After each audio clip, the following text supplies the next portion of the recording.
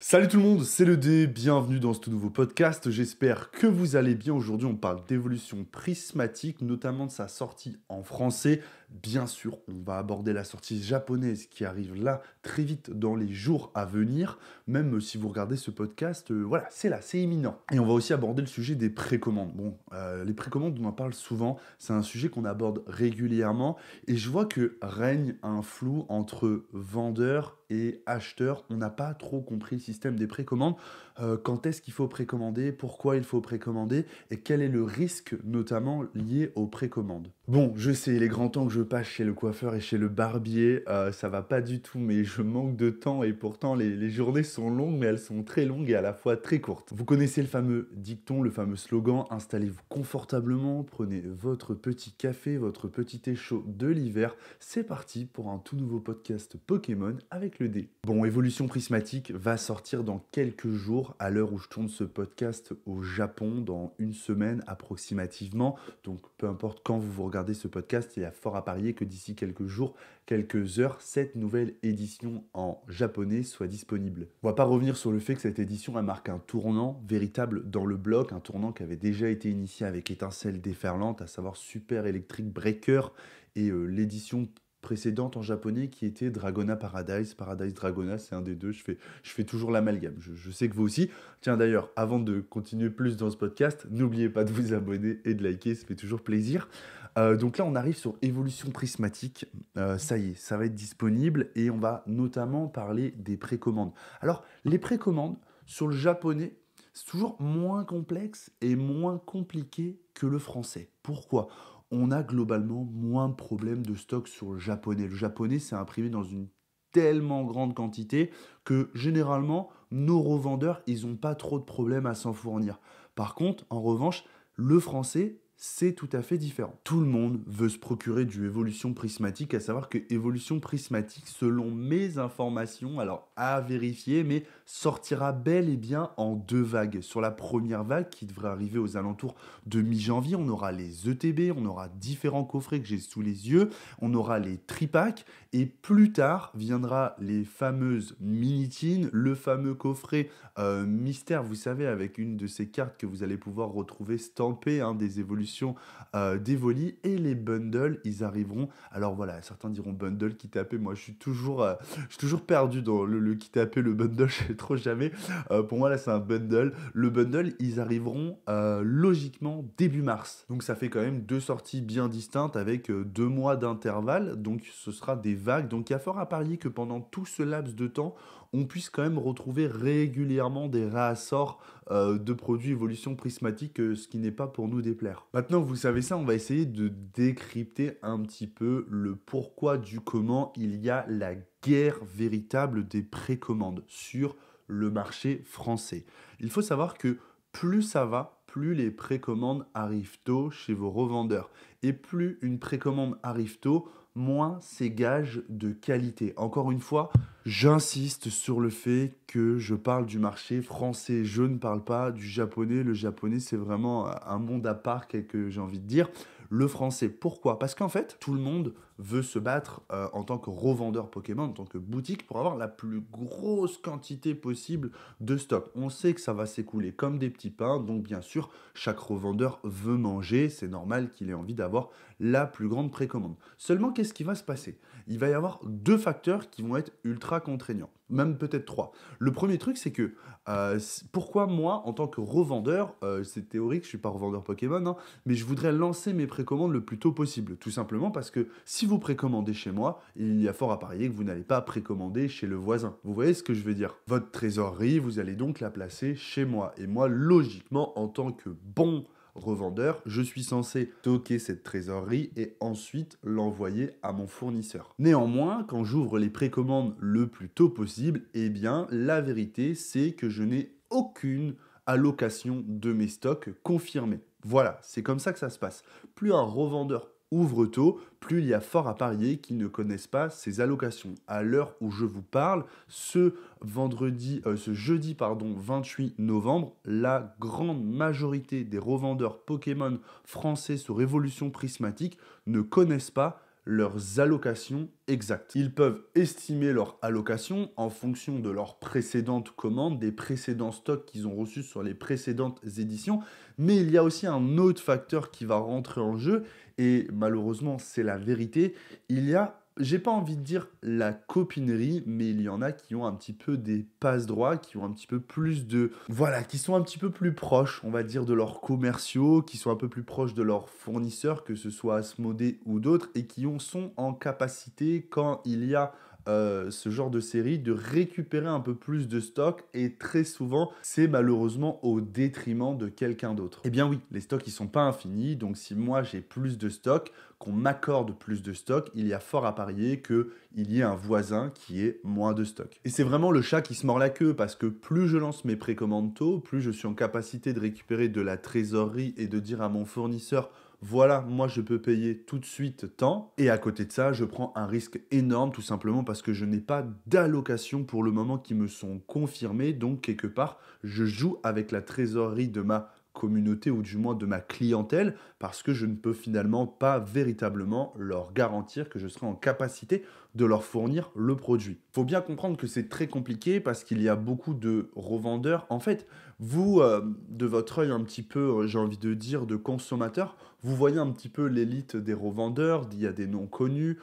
Aujourd'hui, je ne vais pas parler de mes partenaires, parce que c'est pas la question, et j'ai pas envie de foncièrement, constamment vous rediriger vers un nom, etc., une entité. Moi, vous le savez, avec qui je travaille, etc. Mais il y a plein de bons revendeurs, il y a plein de gens très bons. Et je sais aussi que dans ce lot de très bons revendeurs, eh bien, il y en aura qui auront des problèmes avec leurs allocations, malheureusement, parce que leur fournisseur leur dira: bah, je suis désolé, mais là, je vais être en difficulté pour te fournir. Et très souvent, on entend d'ailleurs le fameux mot j'ai été cut. Et le j'ai été cut, il est bien trop employé. En fait, le j'ai été cut, quand l'autre jour j'ai dit une phrase, c'était pas exact, j'ai dit les cuts, ça n'existe pas. En fait, ça existe sans exister. Parce que effectivement, vous allez avoir des revendeurs qui ont commandé régulièrement sur EV1, EV2, EV3, EV4.5, etc. Toutes ces éditions qui n'ont pas marché, ils ont quand même pris des stocks. Et on peut leur tirer notre chapeau si aujourd'hui ils sont toujours là, parce qu'ils ont réussi à survivre dans une période qui était très compliquée, avec des éditions qui se vendaient vraiment pas bien,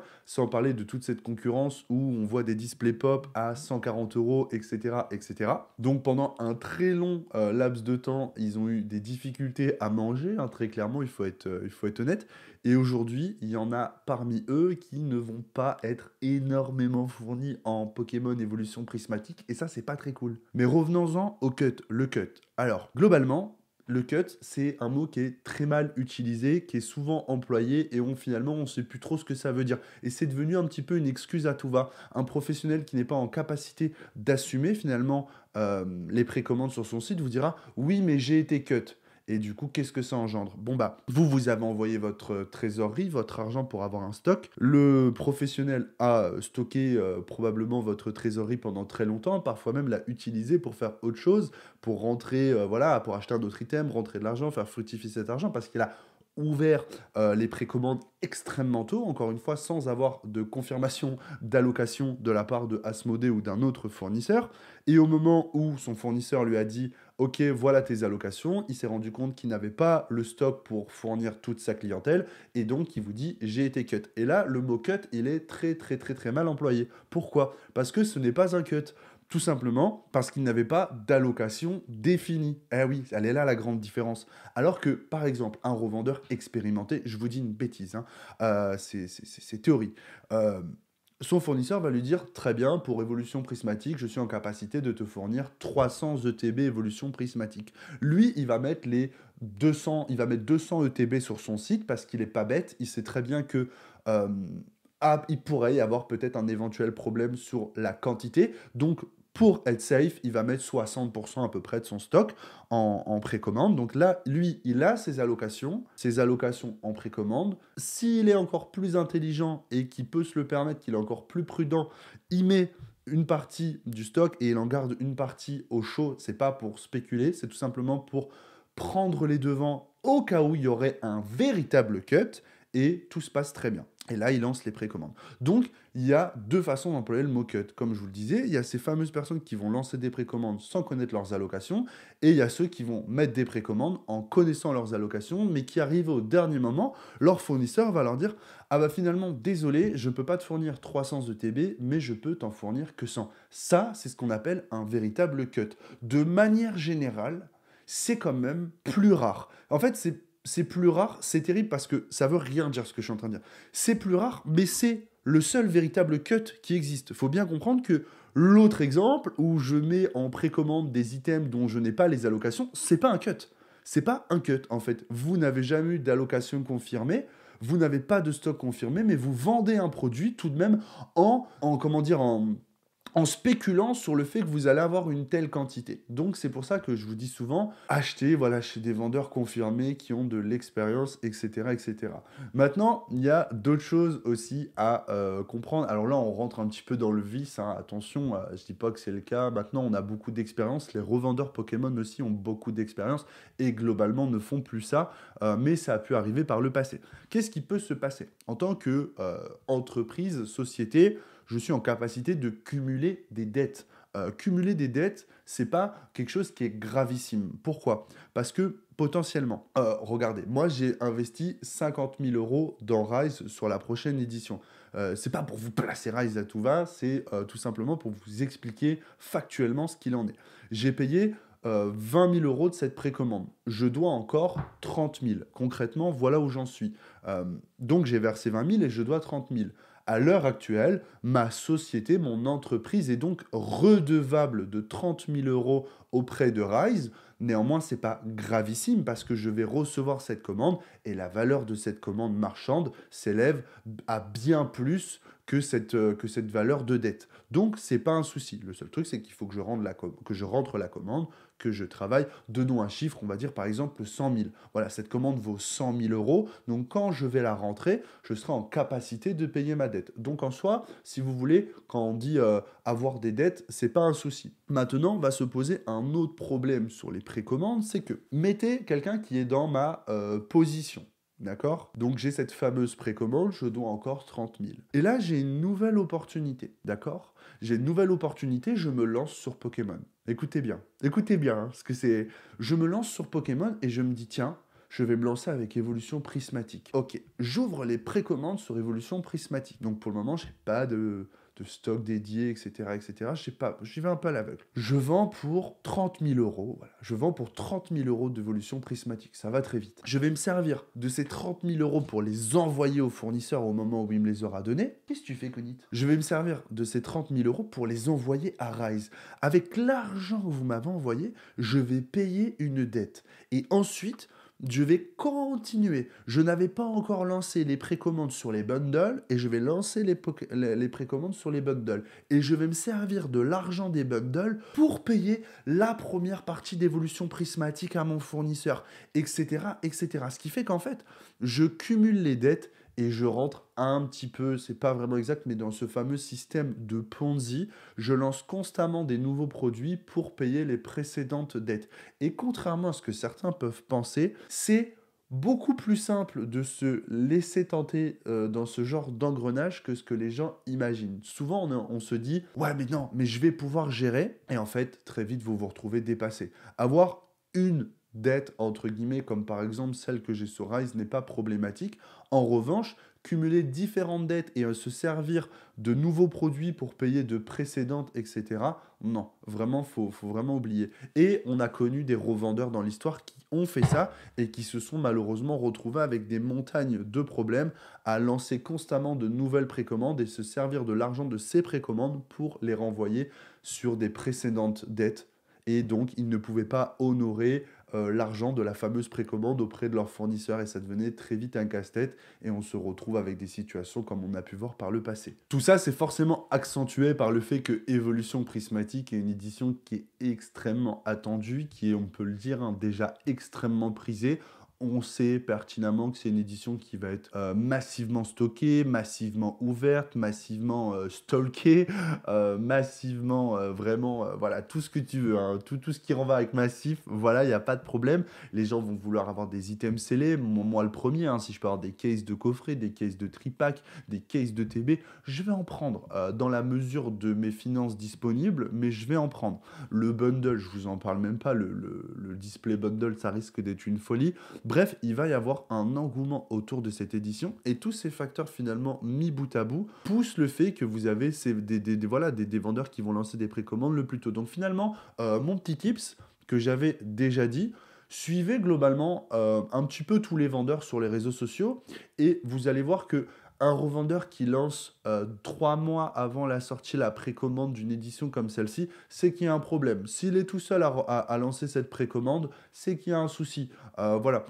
Généralement, en fait, ce sont ceux qui vont lancer le plus tard leur précommande. Donc, encore une fois, je ne vous renvoie pas, comment dire, de manière toujours plus vers un port Poké Ultimate Collector. Il y a plein de très bonnes boutiques, je le dis tout le temps. Moi, je vous invite à aller là-bas parce que j'ai confiance dans le système qu'ils ont mis en place. Mais tout ça pour vous dire, les revendeurs qui vont lancer le plus tard leur précommande, ben, sont ceux, en fait, qui auront eu la confirmation de leur stock. Et c'est là où vous allez être le plus en sécurité. Quelqu'un qui va lancer finalement, je vous dis une bêtise parce que j'ai pas les dates exactes, je suis pas revendeur professionnel Pokémon, mais quelqu'un qui va lancer par exemple donc pour la sortie du 17 janvier, qui va lancer ses précommandes, j'imagine, je dis bien c'est théorique, mi-décembre ou fin décembre, bon bah là il aura eu ses allocations à Asmodée. C'est peut-être plus tôt, c'est peut-être plus tard, mais c'est pour vous dire, voilà, votre site favori, revendeur, aura probablement des allocations sur cette édition.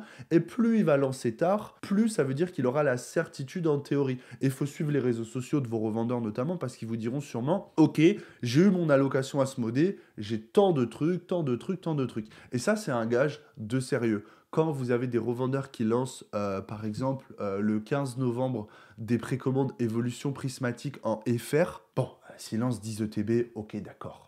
Tu vois, ok, voilà, y a pas de problème. Maintenant, s'ils lancent 150 ETB évolution prismatique en FR un 10 novembre, faut se poser des questions sur le fait que peut-être ils n'ont pas le stock, etc. Donc tout ça, encore une fois, comme je vous dis, moi, mon but, mon contenu, il a aussi pour vocation de mettre en sécurité ma communauté dans sa manière de consommer du Pokémon. Et l'idée, c'est de pas vous retrouvez à la sortie en disant « Ah bah moi, j'avais précommandé le plus tôt possible, comme ça j'étais sûr d'avoir mes items. » Et finalement, en fait, c'est tout l'inverse qui va se passer parce que si vous avez commandé le plus tôt possible, il y a fort à parier que la personne chez qui vous avez commandé, elle n'avait pas eu ses allocations. Et donc vous allez vous retrouver à l'instant, pardon, à la sortie du produit où, déjà, vous n'allez pas être livré, vous allez probablement être remboursé si vous galérez pas à vous faire rembourser, hein, parce que c'est toujours un petit peu galère.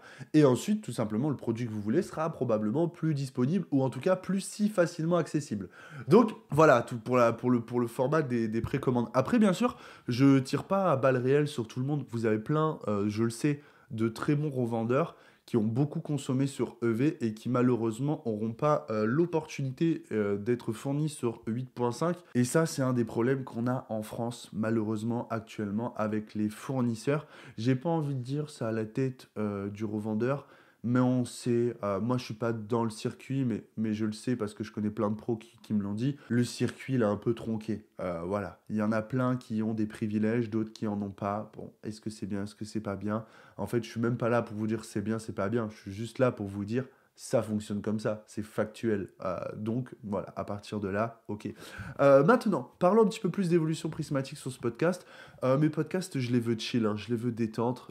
Certains diront c'est pas construit, c'est moins construit, etc. On est là pour échanger. Moi, je suis là pour me faire ma petite vidéo tranquille, voilà, etc. Je voulais vous redonner un petit peu mon avis sur les différents produits et le fait qu'on ait 2 vagues de produits. Et ce qui me laisse espérer pendant ces 2 vagues et une organisation, je l'espère, de Pokémon Company plus ou moins intelligente, avec une sortie régulière sur les produits. C'est-à-dire, on va avoir une première vague massive mi-janvier. Donc ça, ok, on aura différents coffrets, patins, couffins, etc. Et la deuxième partie étant en mi-février, pardon. Non, ok, non, on a une sortie février qui sera la boîte surprise, début février, la fameuse boîte surprise.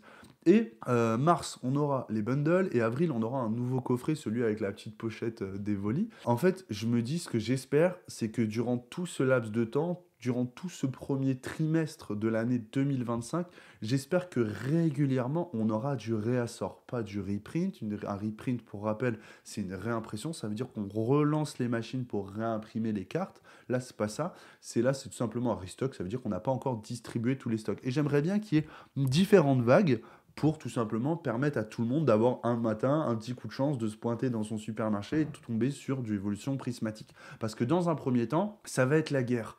Et je vais pas jouer le faux naïf en vous disant vous inquiétez pas, non, vous allez pouvoir en trouver. Non, en fait, non, c'est pas comme ça que ça va se passer. La majorité des gens, quand ils vont arriver dans une boutique qui aura 10 coffrets évolution prismatique, ils vont prendre les 10. Donc, le fait qu'il y ait des réassorts réguliers, peut-être pendant tout le premier trimestre, permettra à tout le monde d'avoir sa petite chance d'en trouver. Encore une fois, le meilleur moyen d'accéder à évolution prismatique est donc de commander chez vos revendeurs de confiance. Néanmoins, moi aussi, je fais partie des gens. Moi, je vais souvent au supermarché. Voilà, je vais souvent au supermarché, j'aime bien, dans ma petite vie, aller régulièrement voir. Je vais tout le temps checker le rayon Pokémon. Régulièrement, je me dis, tiens, est-ce qu'il n'y a pas une nouveauté? Et j'aime bien trouver cette sensation, tu vois. J'aime bien avoir cette petite sensation de trouver le petit trésor. Voilà, ça me fait plaisir. J'aime bien me dire, ok, là j'ai trouvé. Je trouve ça cool. Du coup, je me dis, bon, pour les gens comme moi qui aiment bien avoir leur petite trouvaille en boutique, en plus de leur précommande naturellement, et bah c'est toujours cool. Donc, j'ai pas envie de dire, vous pressez pas, j'ai envie de dire, on aura peut-être une chance d'en trouver régulièrement. Donc voilà, c'est une petite info qui est bonne à savoir. Il faut rendre à César ce qui est à César. Je me sers régulièrement, je ne l'ai jamais mentionné, mais je me sers régulièrement du site Pokécardex. Je ne sais pas à qui il est, je ne sais pas à qui il appartient, ce n'est pas un placement, ce n'est pas une OP de quoi que ce soit. Juste, c'est un petit, voilà, un petit mot pour eux parce que je me sers régulièrement de ce site pour les informations parce qu'elles sont souvent très bonnes. Et là, pour les dates, je me sers de Pokécardex et il y a des visuels très sympas. Donc, je vous invite à aller checker le site Pokécardex parce qu'il est vraiment très cool. Voilà. C'est tout pour moi, c'est tout pour ce podcast. Je voulais reparler d'évolution prismatique. Maintenant, on a le japonais qui arrive en dernier chapitre de ce podcast. On a le japonais qui arrive, c'est merveilleux. Je sais que j'ai Guigui et Brioche qui sont directement au Japon pour la sortie d'évolution prismatique. Donc, bien sûr, n'hésitez pas à suivre Import Poké Poké. Qu'est-ce qu'il y a, mon Kunz? Ouais, j'ai bientôt fini. J'ai bientôt fini, mon amour. Tu veux venir faire un bisou? Viens, viens, viens. Allez, viens dire un bisou. Là, ce gros lardon, cette grosse lardonnite. Ah, mais regardez-moi ça. Oh, grosse souffrance, grosse souffrance. Ça c'est ce petit Noctali. Ça c'est ce petit Noctali d'amour. Ah, c'est ce petit Noctali. Balle obscure, attaque balle obscure. Hein? Ah ouais, ouais, attaque grosse pâtée. Hein. Non mais regarde-toi, chaque podcast était un peu plus grosse. Allez, tiens. Oh, arrête, non, non, s'il te plaît. Je te mets là, tu restes là, tu bouges pas. Donc je suis curieux pour parler un petit peu plus du marché Pokémon, mais ça on en reparlera à la sortie. Je suis curieux de voir l'évolution des prix. Le japonais, c'est toujours un petit peu plus subtil, ça a imprimé beaucoup, mais c'est pareil, hein, c'est un peu le même fonctionnement, hein. Il y a des gens qui en achètent en quantité. Je suis curieux de connaître surtout le taux de drop des cartes. Ce sera plus des ratios, mais de voir, ok, est-ce que les alternatives vont tomber souvent? Est-ce que le prix de la carte va être très haut à la sortie? Est-ce qu'il va vite monter? Est-ce qu'on pourra le comparer à un Noctali, par exemple, de EB7? Ça me paraît peu probable parce que le Noctali de EB7, il était très beau. Après, il faut savoir que le Noctali de B7, la pop en PSA 9 ou en PSA 10 est énorme pour une carte française et récente. Et ce qui est fou, c'est que cette carte se vend bien plus cher que de précédents Noctali qui étaient très beaux et qui sont bien plus rares dans des pop enfin dans des pop inférieurs. C'est-à-dire que par exemple, je vous dis une bêtise, mais vous avez des Noctali de Neo qui vont être PSA 10 en pop 150. Pour ceux qui se demandent pourquoi j'ai une position bizarre, c'est parce que j'ai toujours ce petit lardon qui est sur mes genoux, hein. Qui vont être dans des pop 150, là où j'ai pas les chiffres exacts, mais où la pop de Noctali de EB7 en français va être peut-être pop 1500, tu vois ce que je veux dire? Enfin, ça n'a pas de cohérence. Ou alors, il faut comparer le japonais avec le japonais, le français avec le français, tu vois ce que je veux dire? Pas comparer cross-langue, on va pas, voilà. Mais regardez par curiosité, si vous avez le temps et que vous pouvez vous le permettre, Vous regardez la pop d'un Octali vintage en PSA 10, vous allez en trouver peut-être des fois 50, 100, et vous regardez celui de Ivy Heroes en PSA 10, et vous allez voir que la pop, elle est 5 fois, 10 fois supérieure, et pourtant, donc il n'y a pas la notion de rareté, mais le Noctali de Ivy Heroes va être beaucoup plus cher. Donc après, c'est l'offre et la demande, il y a une réclamation sur ce Noctali qui est énorme, bien sûr. Hein? Qu'est-ce que t'as pas ici? Je sais pas si vous voyez cette petite tête là qui me regarde. Ok. Oui, ce petit cœur, ce petit cœur. Du coup, voilà, c'était pour finir sur ça. Donc, j'ai juste hâte, en tant que consommateur Pokémon, collectionneur et passionné, de suivre un petit peu l'évolution de ce marché, de voir ce que cette édition va permettre, je sais pas, de découvrir. On va peut-être avoir des surprises, des nouveautés, des nouveaux mouvements, j'en sais rien. Donc, je suis curieux de voir tout ça. En tout cas, je voulais vous remercier pour l'engouement sur la chaîne. Les podcasts marchent très bien. Je sais qu'il y a des podcasts, par exemple, comme celui-ci sur l'évolution prismatique, les précommandes, qui marchent probablement un peu mieux que d'autres sujets, comme celui de Pokémon Pocket. Mais j'en suis tout à fait conscient à la sortie. Et mon but n'est pas de constamment aller chercher le sujet qui va attirer le plus de visibilité, mais de faire tous les sujets qui me passionnent. Alors bien sûr, je fais de mon mieux pour les mettre en valeur et mieux les vendre, entre guillemets, mais ce qui m'intéresse véritablement, c'est de traiter de tous les sujets qui me donnent envie d'être traités. Voilà. Je vous fais plein de bisous les copains, je vous souhaite une excellente journée, j'espère que vous avez passé un bon podcast. C'était le D, David K, accompagné... Oh non mais t'es terrible à miauler comme ça. Accompagné de cette petite conite. On vous fait plein de bisous. Ça, c'est mon Octali à moi, Pop 10. Non, Pop 1. Ça, c'est voilà, PSA 10 Pop 1. PSA 10 Pop 1.